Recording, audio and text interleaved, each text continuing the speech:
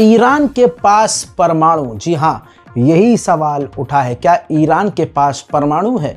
क्योंकि ईरान के top official ने आपके सामने बयान ये लगा रहा हूँ जिसमें वो साफ साफ कह रहे हैं कि हम यानी ईरान के पास परमाणु से बड़ा और परमाणु से बेहतर हथियार है।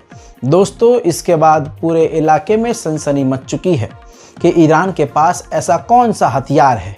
दूसरी तरफ ये तो क्लियर कट बात कह दी ईरान ने कि हमारे पास परमाणु से भी खतरनाक हथियार है, और इजराइल इस बात को इग्नोर नहीं कर सकता, क्योंकि अभी तक ईरान का मजाक उड़ाया जाता था कि अबे इनके मिसाइलें खचरी होती हैं, ये होती हैं, वो होती हैं। लेकिन लास्ट जो हमला था वो देखकर ये चीज़ क्लियर हो गई है कि ईरान के पास बहुत चीज़ें ऐसी हैं जिसको हम मान नहीं सकते, लेकिन उसके पास है। दूसरी तरफ ये आप देखिए, अगले कमांडर हैं, ऑफिशियल ईरान के, इन्होंने ऐसी बात कह दी है कि बड़ा बवंडर आ सकता है। इन्होंने कहा है कि इजराइल जो स्टेट, जो ऑक्यूपाइड स्टेट है, वो बहुत छोटा है, बहुत छोटा सा मुल्क है, और हम चाहें तो पूरे जियोनिस्ट को ख़त्म कर सकते हैं, यानी कि पूरे के पूरे यहूदियों को ख़त्म करने की बात ईरान के एक आला अफसर ने कर दी है। यानी अभी तक इस तरह की बात ईरान नहीं करता था, लेकिन ईरान के द्वारा ये बात अब कर दी गई है, जिसकी वजह से हालात और ख़राब हो सकते हैं।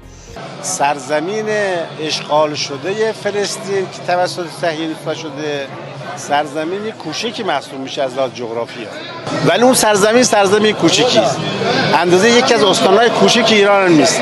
ما اگر اراده کنیم کل صهیونیست‌ها رو میتونیم از بین ببریم.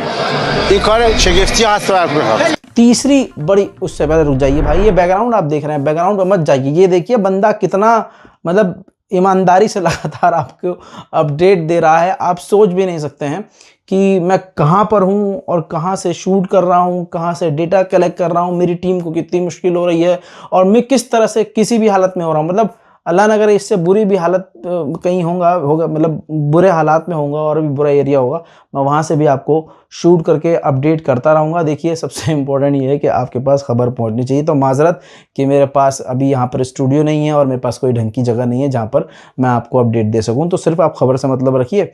बाकी मैं आपको बता दूँ कि सबसे बड़ी बात यह है कि अमेरिका इजराइल की मदद के लिए इसलिए मैदान में उतरा है क्योंकि इजराइल को इंटरसेप्टर्स की कमी पड़ रही है। जी हाँ, इंटरसेप्टर्स यानी मिसाइलों और ड्रोन को रोकने वाले आयरन डोम और डिफेंस सिस्टम में लगने वाले मिसाइल और रॉकेट की कमी पड़ रही है, जिसकी वजह से अमेरिका इजराइल की मदद के लिए उतरा है।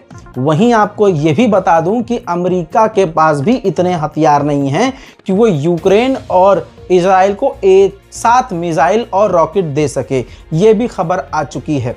हजरात, आप समझ सकते हैं कि हालात कितने ख़राब हैं, और ईरान से लड़ना अमेरिका और इजराइल के लिए आसान बात नहीं होगी।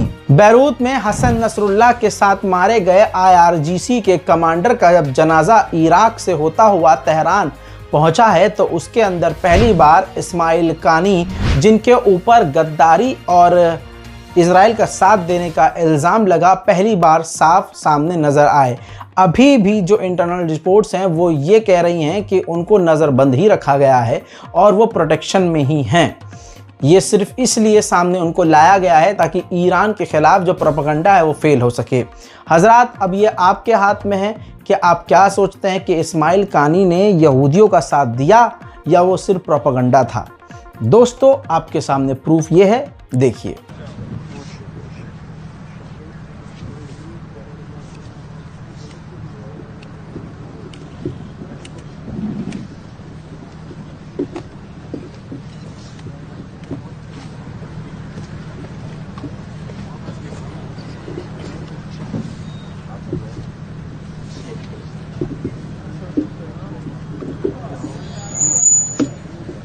سروران عزیز و ارجمند، همه برادری کنید، پیکر مطهر شهید انشاءالله مطهر। मेरे दोस्तों, उनके तदफीन में जो जनाजा बैरूत से ईरान पहुंचा है, ईरानी भीड़ ने, ईरानी समुदाय ने, पूरे ईरान ने डेथ टू अमेरिका और डेथ टू इजराइल के नारे भी लगाए।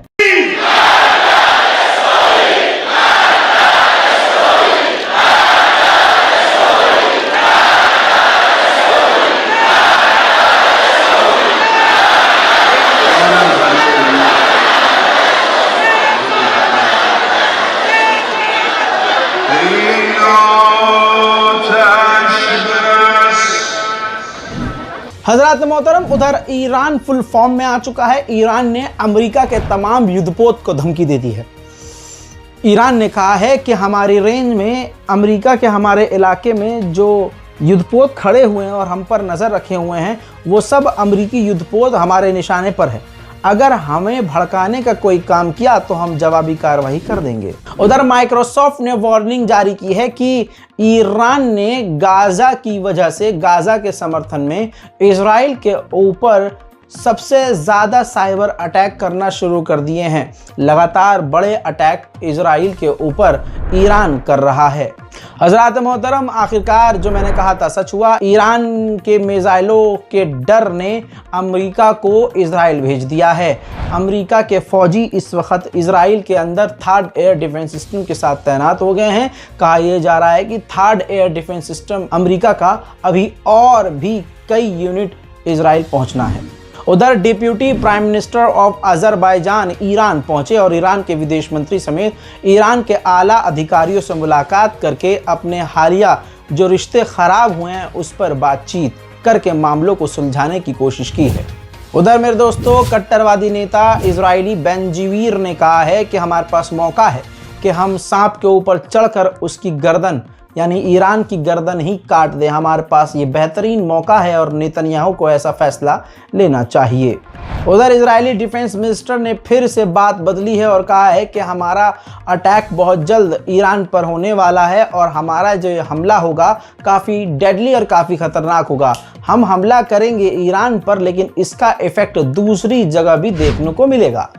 इजरायली मिनिस्टर ने यह भी कह दिया है कि दुनिया ने नॉर्थ कोरिया को नहीं रोका था तो वो ईरान को भी नहीं रोकेंगे। ये काबिलियत सिर्फ और सिर्फ इजराइल के पास है और हम ईरान के न्यूक्लियर साइट और परमाणुओं को तबाह कर सकते हैं। ये शक्ति हमारे पास मौजूद है। मेरे दोस्तों, स्पेन, ब्रिटेन, हंगरी और इसके अलावा कई सारे यूरोपियन देशों ने इजराइल को उड़ान भरने वाली तमाम एयरलाइंस को रद्द कर दिया है। अगले आने वाले कुछ घंटे खतरनाक भी साबित हो सकते हैं, ऐसा अनुमान लगाया जा रहा है। एक तरफ पूरी दुनिया है और एक तरफ अकेला ईरान है। हजरत मोहतरम, पूरे यूरोप और पूरी दुनिया ने ईरान की एयरलाइंस पर पाबंदी लगा दी है। अब ईरान की एक भी एयरलाइंस ऐसी नहीं है कि वो यूरोप के ऊपर से गुजर कर कहीं चली जाए। ईरान के ऊपर कड़े प्रतिबंध लगा दिए गए हैं। दो वो यहूदी गिरफ्तार हुए थे जिन पर इल्ज़ाम है कि ईरान के कहने पर ये बड़े इजरायली अधिकारी को कत्ल कर सकते थे। उनका पहला वीडियो जारी हुआ, ये देखिए, इजरायली न्यूज़ चैनल ने जारी किया है, जिसके अंदर आप देख सकते हैं लिफ्ट के अंदर वो दोनों यहूदी गिरफ्तार हैं और उनको जो सिक्योरिटी है लेकर जा रही है। नेतन्याहू के, यानी इजराइल के प्राइम मिनिस्टर के स्पोक पर्सन ने, ऑफिस के स्पोक पर्सन ने कहा है कि हम अमेरिका के ओपिनियन को ज़रूर सुनते हैं और उसकी बात को समझते हैं, लेकिन फाइनल फैसला अमेरिका का नहीं बल्कि हमारा होगा। ये फैसला इजराइल का होगा कि हमें क्या करना है। यानी एक तरह से इजराइल ने कह दिया है कि करेंगे तो हम अपनी, सुनेंगे सबकी, करेंगे अपनी। उधर इजराइल ब्रॉडकास्ट अथॉरिटी ने कहा है कि ये बात क्लियर है, हमारा गोल क्लियर है कि ईरान पर कहाँ हमला करना है, किस स्केल पर करना है, कब करना है, ये एक सवाल है। बस हमें ये देखना है कि अब हमला कब करेंगे, बाकी हमारी सारी तैयारियां पूरी हैं। इजराइल के पूर्व प्राइम मिनिस्टर लैपिड ने कहा है कि इजराइल को ईरान के ऑयल फैसिलिटी पर हमला कर देना चाहिए।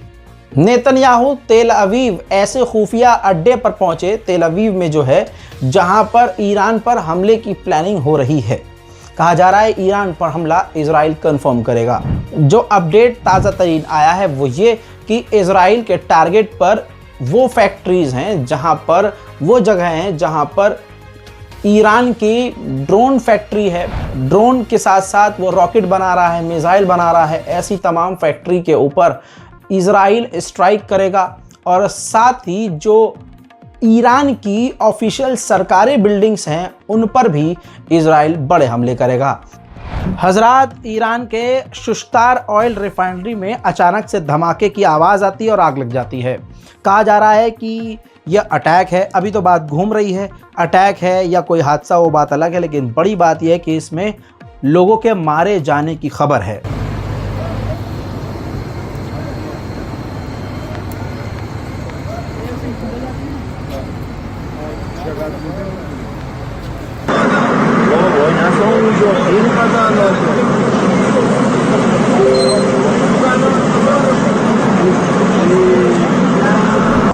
ईरान के स्पेशल रिपोर्ट में फ़िलहाल के लिए इतना ही। इस रिपोर्ट को शेयर कीजिए। अगर आपको हमारी मेहनत पर थोड़ा भी फ़ख्र हो रहा हो और दुआएं देने का मन कर रहा हो तो सबसे पहले हमारे चैनल रज़ाग्राफी यानी स्क्रिप्टेड को सब्सक्राइब कीजिए और वीडियो को शेयर कीजिए। जय हिंद।